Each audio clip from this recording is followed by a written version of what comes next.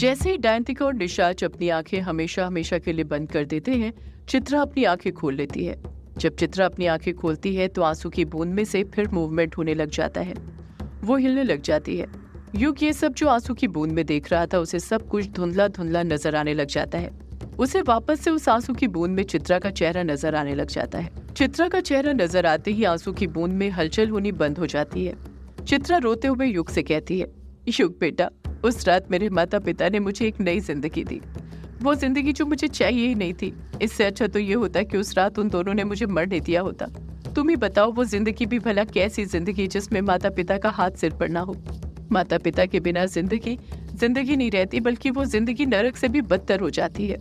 कोई आपको राह दिखाने वाला नहीं होता है, कोई आपको प्यार करने वाला नहीं होता, यहाँ तक कि कोई आपके साथ खड़ा नहीं होता है। मुश्किल वक्त पर बस आप अकेले जिंदगी से लड़ते रहते हो, रोज अंदर ही अंदर मरते रहते हो उस जिंदगी को जीने के लिए। ऐसा भी भला कोई जीना होता है क्या? युग बड़े गौर से चित्रा की सारी बातें सुन रहा था। चित्रा की बातें सुनते सुनते उसकी आंखों में भी आंसू आ गए थे। चित्रा फिर कहती है, उस अमावस्या की रात जब मैंने अपनी आंखें खोली और अपने माता पिता को अचेत अवस्था में पाया, तो मैं तुम्हें बता नहीं सकती युग बेटा, उस वक्त मुझ पर क्या बीत रही थी। होश में आने के बाद मुझे सब कुछ याद था कि मेरे माता पिता ने क्या किया था, मेरे लिए कितनी बड़ी कुर्बानी दी थी, सिर्फ मेरे जीने के लिए।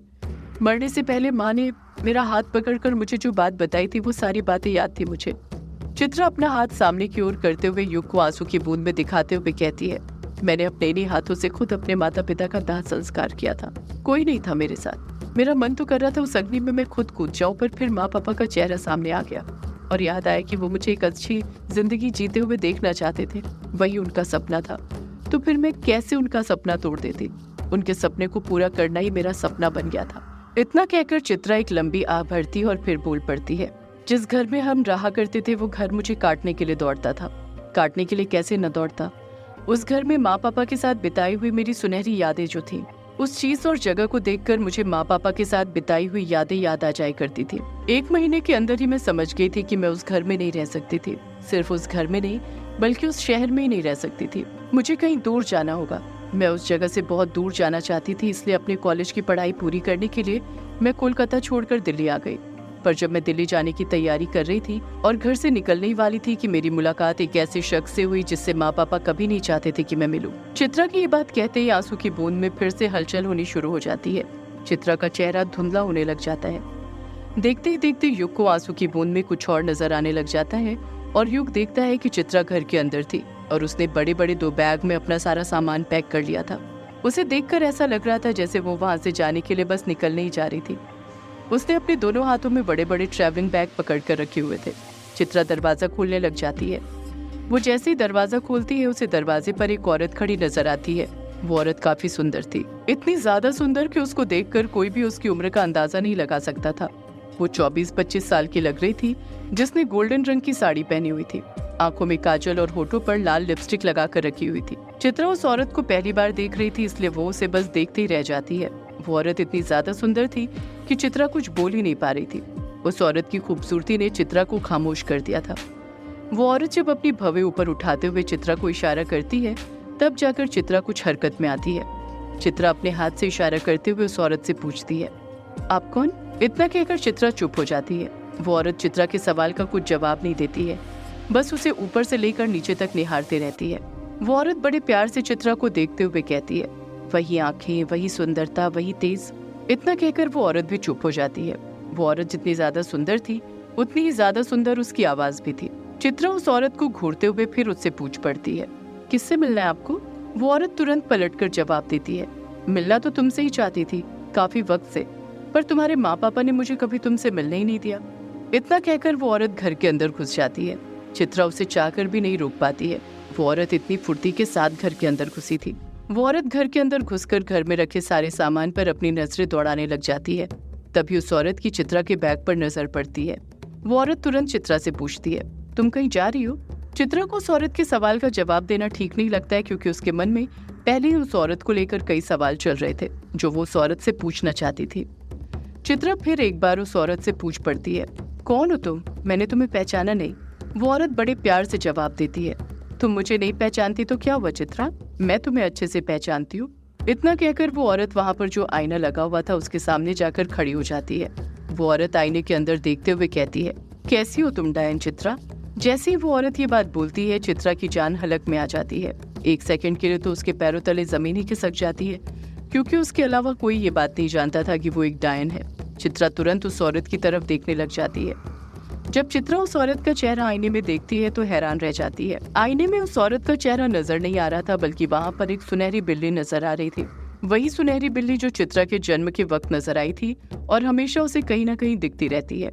चित्रा समझ जाती है कि उसके सामने जो औरत खड़ी हुई थी वो कोई आम औरत नहीं थी, बल्कि उसी की तरह एक डायन थी। चित्रा उस औरत को घूरते हुए उससे पूछती है, कौन हो तुम? वो औरत बड़े प्यार से चित्रा को देखते हुए जवाब देती है, तुमने मुझे नहीं पहचाना? मैं हूँ रूबीना, महाडायन संघ की सदस्य। चित्रा तीखे लहजे के साथ पलट कर कहती है, तुम जो भी हो, तुम ये बताओ तुम यहाँ पर क्यों आई हो? रूबीना जवाब देती है, तुम्हारे लिए चित्रा, मैं यहाँ पर तुम्हारे लिए आई हूँ, तुम्हें लेने के लिए। मेरी नजर तुम पर तुम्हारी जन्म से ही थी, पर तुम्हारे माता पिता ने मुझे कभी तुमसे मिलने ही नहीं दिया। पर उस दिन जब तुमने अपना पहला शिकार किया, उस ऑटो वाले को मारा, तो तुम्हें देखकर मैं समझ गई थी कि तुम्हारे अंदर महाडायन बनने के पूरे गुण हैं। इसीलिए मैं तुम्हें लेने आई हूँ, मेरे साथ चलो। महाडायन का चुनाव कुछ सालों बाद है। जब तक मुझे तुम्हें उस परीक्षा के लिए तैयार करना है, तभी तुम महाडायन बन पाओगी। चित्रा सब कुछ जानते हुए भी अनजान बनते हुए कहती है, ये तुम क्या बकवास कर रही हो? किस परीक्षा की बात कर रही हो? तुम्हारा दिमाग तो ठिकाने पर है ना? कहीं तुम पागल तो नहीं हो? रूबीना चित्रा को घूरते हुए कहती है, मैं पागल नहीं हूँ चित्रा, पर तुम मुझे पागल बनाने की जरूर कोशिश कर रही हो। तुम अच्छे से जानती हो सच्चाई क्या है और मैं किस बारे में बात कर रही हूँ। चित्रा रूबीना से अपनी नजरें फेरने लग जाती है, दूसरी तरफ देखने लग जाती है। रूबीना तुरंत चित्रा को टोंट मारते हुए कहती है, नजरें फेरने से सच नहीं बदलने वाला चित्रा। तुम डायन हो, इस बात को कबूल करो और चलो मेरे साथ। चित्रा ना में अपना सिर हिलाते हुए कहती है, नहीं, मैं तुम्हारे साथ नहीं चल सकती हूँ। यही अब मेरी दुनिया है, मैं यहीं पर रहूंगी। रूबीना भी चित्रा को उसी लहजे में जवाब देते हुए कहती है, ये तुम किस भ्रम में जी रही हो चित्रा? ये तुम्हारी दुनिया नहीं है। देखा नहीं कैसे इस दुनिया ने तुम्हारे माँ बाप को तुमसे छीन लिया। अगर तुम इसी दुनिया में रही तो पता नहीं ये दुनिया तुमसे तुम्हारा क्या क्या छीन लेगी। चित्रा खामोश खड़ी रहती है, रूबीना का पलटकर कोई जवाब नहीं दे पाती है। रूबीना फिर चित्रा से बोल पड़ती है, ये तुम्हारी दुनिया नहीं है चित्रा, तुम इस दुनिया के लिए नहीं बनी हो। तुम्हारी दुनिया काली दुनिया है, डायनों की दुनिया। चलो मेरे साथ उस दुनिया में जिसे तुम्हारे मम्मी पापा छोड़ कर आ गए थे। मैंने तो कितना समझाया उन्हें कि मेरे साथ वापस चलो उस दुनिया में, पर वो नहीं माने। तुमने देखा ना उनका क्या अंजाम हुआ। अगर वो हमारे साथ रहते तो शायद आज जिंदा होते, ये सब करने की नौबत ही नहीं आती। तुम भी एक अच्छी जिंदगी बिता रही होती।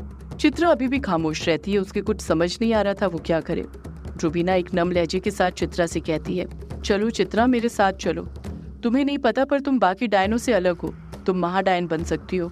मुझे तुम्हारे अंदर वो शक्ति नजर आ रही है, और अब तो तुम्हारे अंदर डायन और पिशाच की शक्ति भी आ गई है। तुम और ज्यादा शक्तिशाली बन चुकी हो। इतना कहकर रूबीना चुप हो जाती है। अब वो चित्रा के जवाब आने का इंतजार करने लग जाती है।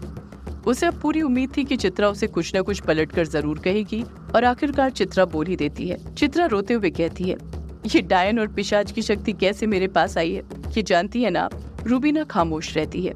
चित्रा रूबीना की आंखों में देखते हुए कहती है, ये शक्ति मेरे माता पिता ने दी है मुझे, अपनी जान कुर्बान करके मुझे एक नई जिंदगी दी है, वो भी इसलिए ताकि मैं उस काली दुनिया से दूर रहूं। और आप कह रही हैं कि मैं आपके साथ चलूं। उन्होंने मेरे लिए जो बलिदान दिया है, उस बलिदान को व्यर्थ जाने दूं। चित्रा बड़े गुरूर के साथ कहती है, उन्होंने मेरे लिए अपनी जान दी ताकि मैं शिकार ना करूं, किसी इंसान को ना मारूं, और अब आप कह रही है कि मैं वापस से उसी काली दुनिया में कदम रखूं जिससे मेरे माता पिता मुझे दूर रखना चाहते थे। नहीं, मैं आपके साथ नहीं चलूंगी। मैं इसी दुनिया में रहूंगी जैसा मेरे माता पिता चाहते थे, तभी उनकी आत्मा को शांति मिलेगी। रूबीना चित्रा को एक बार फिर मनाते हुए बोल पड़ती है, पर ये दुनिया तुम्हारी नहीं है चित्रा, तुम यहाँ पर बस एक कठपुतली बनकर रह जाओगी। और तुम। रूबीना अपनी बात पूरी करती है उससे पहले ही चित्रा उसे बीच में टोकते हुए गुस्से के साथ बोल पड़ती है, मैंने कहा ना, मैं यहाँ से कहीं नहीं जाऊंगी, मैं यहीं पर रहूंगी इसी दुनिया में। अब ये दुनिया ही मेरी जिंदगी है, तुम चली जाओ यहाँ से। रूबीना को चित्रा की आंखों में एक आग नजर आ रही थी, वो आग जिसे देखकर वो समझ गई थी कि वो उसकी बात नहीं मानने वाली थी। रूबीना वहां से जाते हुए नम लहजे के साथ कहती है, आज तो तुम मेरे साथ नहीं चल रही हो चित्रा, पर देखना एक दिन आएगा जब जिस दुनिया के लिए तुम अपनी पहचान को छोड़ रही हो, एक दिन उसी दुनिया को तुम छोड़कर वापस से काली दुनिया में आना चाहोगी।